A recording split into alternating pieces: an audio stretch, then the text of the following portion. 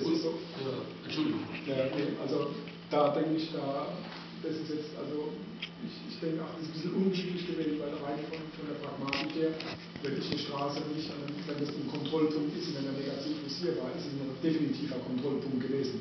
Dann lasse ich die Straße nicht einfach unten dran vorbeilaufen. Das werde ich schon in der Nähe dann, also oder direkt durch oder umgehend, also an den Kastell. Würde ich als Kastell in diese Straße integrieren sozusagen. Und was auch noch noch interessant ist, rechtsrheinisch beginnen eigentlich die neckarsächsischen Funde erst ab Mitte des 1. Jahrhunderts. Die sind durch Terrassigilaten, durch Münzen und so weiter, durch Funde auch belegt. Und dann beginnt im Grunde genommen erst in der zweiten Generation der Neckarszweben beginnt eigentlich die Romanisierung, beziehungsweise die Neckarszweben werden romanisiert und dann setzen sich eigentlich erst die Römer mit ihren Anlagen in Heidelberg und Ladenburg setzen sich dort eigentlich fest und vorher macht es noch keinen richtigen Sinn aus strategischen Gründen. Ja, wobei, da stellt sich jetzt halt auch wieder die Frage, das ist das gerade in diesem Zusammenhang. Ich meine, und das ist jetzt mal auch wieder aus dem hohen Bauchsprung, wenn man dann dieses Lager wird, ja jetzt momentan von der Denkmalpflege, dieses neu gefundene Lager, dieses riesengroße Lager, sage ich mal, wird auf das Jahr 30 nachdatiert, aufgrund der Münzfunde, die auch in dem Bereich waren. Und da ist ja schon ein massives Militäraufgebot in dem Zeitraum. Aber das ist ja linksrheinisch und das hat ja die zeitliche Folge eben von Straßburg nach Mainz. Die Achse war ja befestigt und das ist auch ganz verständlich, hätte ich auch gemacht als Römer. Aber jetzt den Sprung über den Rhein zu tun, das ist eigentlich, macht keinen Sinn, weil die ganze Entwicklung, die läuft also wirklich ein paar Jahrzehnte später. Aber der Herr Wirth hat zuvor mit der Information mit dem Biederfeld für mich wieder einen Gedanken ins Spiel gebracht. Soviel ich weiß, habe ich mal vor Jahren in der Geschichte Neckarhaus und Probst nachgelesen, dass ein womöglicher Übergang, müssen Sie sich vorstellen, die Ortsansässigen hier am Rehbachkopf stattfand. Also gerade Linie Richtung Ladenburg dann rüber. Ich meine, ich habe da irgendwas gelesen in diese Richtung. Ja, das Problem ist halt auch nur, dass man die Sachen dass ein Historiker die Sachen nicht archäologisch sieht und dass ein Archäologe nie mit den Augen eines Historikers sieht. Und es ist halt so, die Archäologie lügt niemals, aber die Schriftquellen lügen oft. Okay. Das ist halt so, das ist halt eine Frage der Interpretation. Interpretationsspielraum. Und wir sagen 2. Jahrhundert oder 1. Jahrhundert und das ist halt so, das kann man halt auch belegen. Meines Erachtens macht es keinen Sinn, da vor 70, 80 nach Christus irgendwas erwarten zu wollen. Obwohl ich glaube auch bei Heukemis in Ladenburg oder Heidelberg, glaube ich, geschrieben steht, dass er Funde, glaube ich, schon vor Mitte des 1. nachchristlichen Jahrhunderts hat. Aber das sind einzelne Münzen, die sind vielleicht drin, keine Ahnung, Altstücke, keine Ahnung. Nächste Frage, Andreas. Also besten Dank auch für deinen Vortrag und das hat mich wiederum bestätigt, also in Rhein-Grünheim und Umgebung gibt es noch vieles zu bergen dann. Ja. Und ich weiß, im letzten Jahr die Grabung, Frau Zeblanz, sie hat ja auch mit immer wieder aktuellen Grabungsfunden aufgewartet und es ist einfach motiviert und macht mich auch immer wieder neugierig. Neugierig macht mich folgende Überlegung. Das heißt, Frage jetzt an den Referenten, du hast ja vorhin mit den Gräben auch dann aufgewartet. Ich war gestern Abend zum anderen Vortrag, natürlich geschichtlich in einer anderen Zeit einzuordnen. Es ging um die Festung in Landau. Da wurde natürlich auch von den Gräben gesprochen. Und die Frage ist, gibt es Nachweise bei diesen Römergräben, also vor den Wällen, waren die wassergeführt gewesen, diese Gräben, oder? Also ich würde es mal so sagen, vom Befund nicht, weil nämlich das Ganze ist ja auf dieser Rheinzunge hier. Das liegt hier auf dieser Rheinzunge. Und wenn man das in der Grabungsszene, ich kann mal vielleicht ein Bild aufrufen, das ist reiner Sandboden.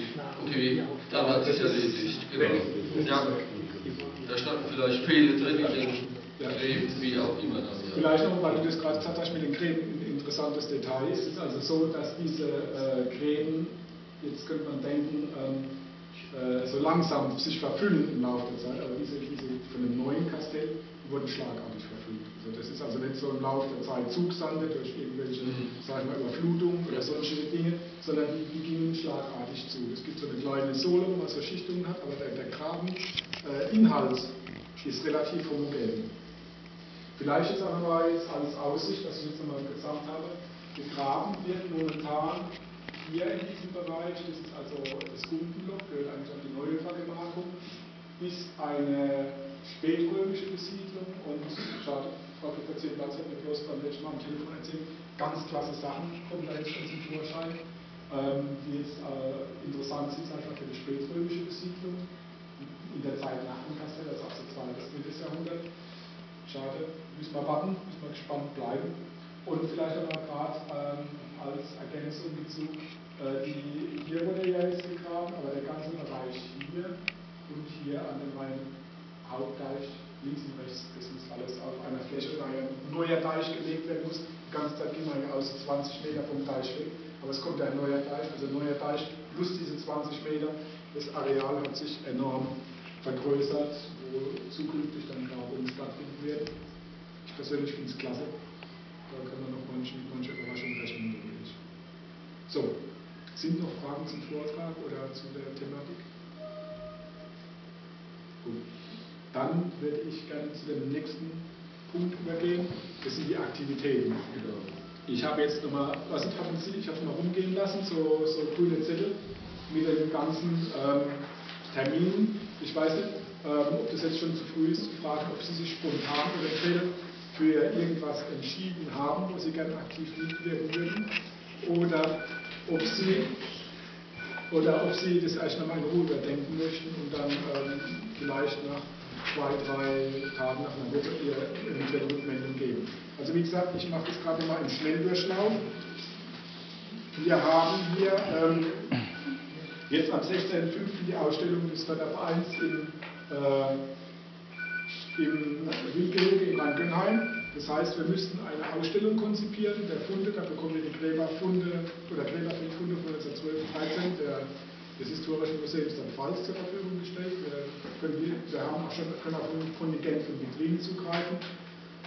Die würden wir für diesen Tag bekommen. Das heißt also, auch hier bräuchten wir Leute, sage ich mal, die eventuell beim Transport mithelfen, die beim Erstellen der Beschriftung, der Vitrinen mithelfen, die vielleicht auch dann an dem Tag da sind.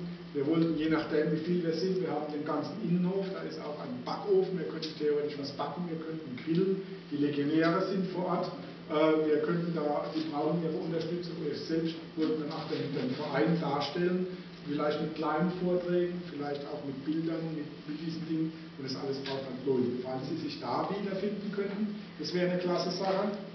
Wie gesagt, das andere ist der 26. Juni, das ist diese inoffizielle Fotosession auf der Saalburg. Das denke ich einfach mal so als Ausflugstag, auch zum näher kennenlernen, auch zum Kennenlernen der Legionäre, die Saalburg kennenlernen, einfach als Einstieg so ein bisschen in das römische Legionärsleben, weil die Saalburg ist ja schon als Rekonstruktion sehr imposant. Wichtiger Termin ist 8. Juni, Juli, das Hoffest. Da folgt nochmal der genaue Termin, weil das auch Hilfe gesucht, Hilfe gefragt. Und dann ganz wichtiger Termin, den ich jetzt priorisieren würde, ist der 7. August.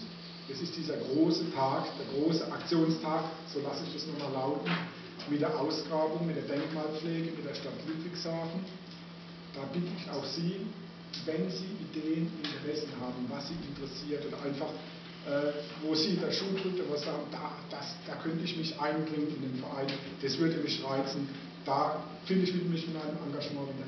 Tun Sie es bitte. Also, weil wir haben jetzt schon festgestellt, wir haben jetzt letztes Jahr